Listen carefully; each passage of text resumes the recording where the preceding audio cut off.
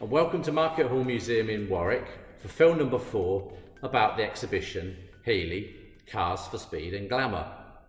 Now today I'm talking about what happened after the association with Austin Healey, and this is a part of the story that perhaps is less well known.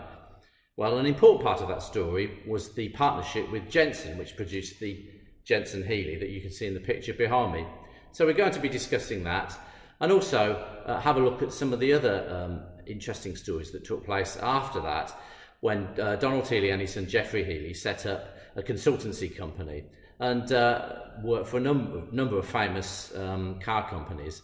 So we'll be having a look at that, and a lot of the information that I'll be talking about is drawn from the archive, which is held at Warwickshire County Record Office. And one of the strengths of that collection is some of the material in there relating to that period when the consultancy business was in operation.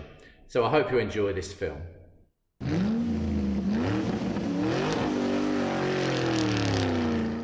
So by 1967, the Austin Healey 3000 was really coming to the end of the line.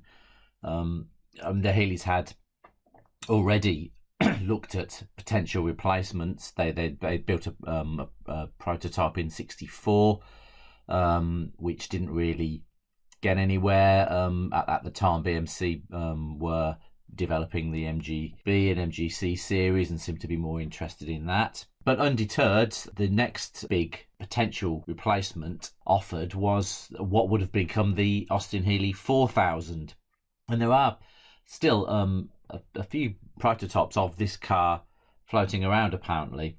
And essentially, it was an Austin Healey that was 3000 that was split down the middle and a gusset added to widen the car so that a Rolls-Royce engine could be placed within it. Now, what you have to bear in mind was at this time there were lots of new safety regulations coming into the motor industry, and the 3000 wasn't really compliant with some of these, so it was going to have to be replaced. And the new 4000, I think, would have addressed some of these. Certainly with the bumper and one or two other features, it had addressed these new regulations.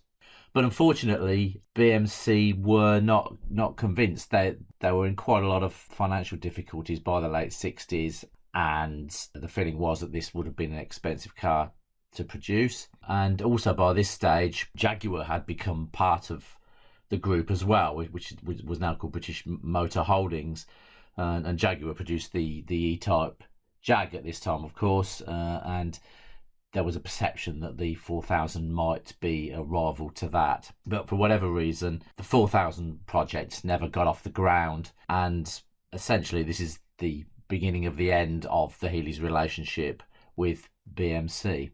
On the 18th of January 1968, the front cover of the Daily Mail heralds the merger of British Motor Holdings and Leyland Motors under the chairmanship of Donald Stokes.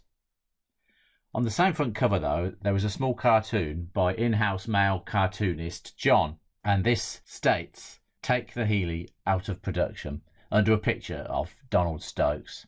Now that cartoon is one of the featured items in the archive held at Warwickshire County Record Office. So by the end of 1968, a decision was made that the Austin Healey Sprite would be taken out of production, certainly using the Healey name. And by the end of 1969, the decision was then taken not to renew the consultancy agreement that the Donald Healey Motor Company had with British Leyland.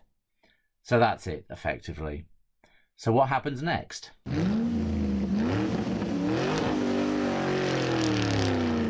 Well, the consequences of the demise of the 3000 were far-reaching.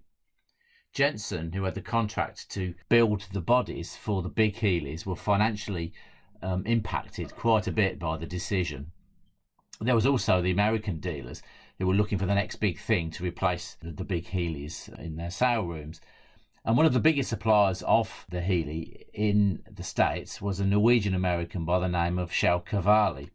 Now, he and Donald Healey had established a successful working relationship, and the upshot of all this was that following Cavalli's purchase of Jensen, Donald Healey was invited to become chairman, and Geoffrey Healey was also installed on the board.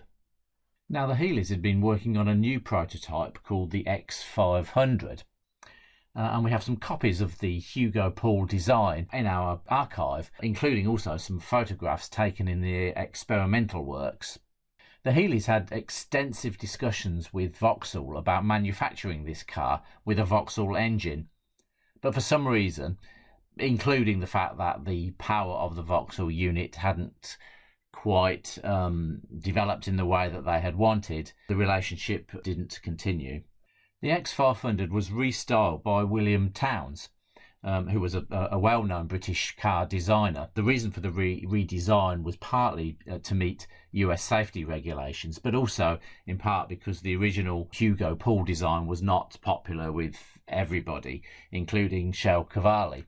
Photographs of the clay model of the Bill Townes design also feature in the County Record Office collections. The design had to be modified again by the time that the Jensen Healey was ready for production at West Bromwich in 1972. The final version featured a Lotus engine and was admired by many in the motoring press at the time for its power and acceleration.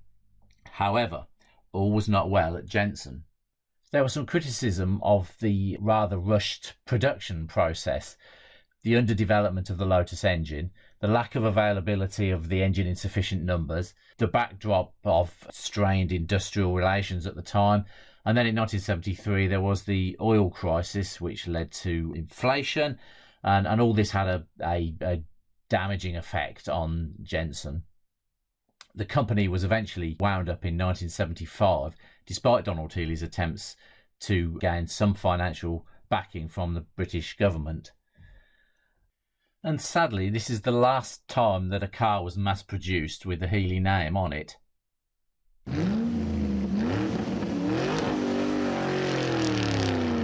Now, the collection at Warwickshire County Record Office does contain fascinating glimpses into what happened next. Donald and Geoffrey Healey continued as Healey automobile consultants, and there are proposals to Vauxhall, Ford and the Hamlin group of investors who had in fact taken over the Healey dealership. It seems clear that they were keen to develop another mass-produced car. In 1977 they were approached by a group of Canadian investors to produce a sports car in North America. We have some of the early designs and a series of Polaroid images of a clay model in the collection. The project remained a possibility, in fact, right up until 1982, but it did require the backing of the Canadian government, and a recession in North America finally killed off this plan. There was also an interesting proposal from Ford to produce a souped-up version of the Fiesta to help them boost sales of the car in the United States. A one-off version of this car, entitled the Healey Fiesta model, was constructed in Warwick and was then presented at numerous motor shows in the United States. The car still exists and has in fact visited the record office, and it seems to attract as much excitement as some of the earlier Healeys. There is also evidence of a potential collaboration with Saab and assistance with a Polish concept called the I-Car in the early 1980s. Donald Healey had long since relocated back to his beloved Cornwall. Always an inventor and entrepreneur, he pursued other interests outside of the motor car industry. There are several files in the collection detailing his experimentation with producing windmills to generate power. The project got as far as discussions with the Ministry of Defence, but again funding proved the stumbling block.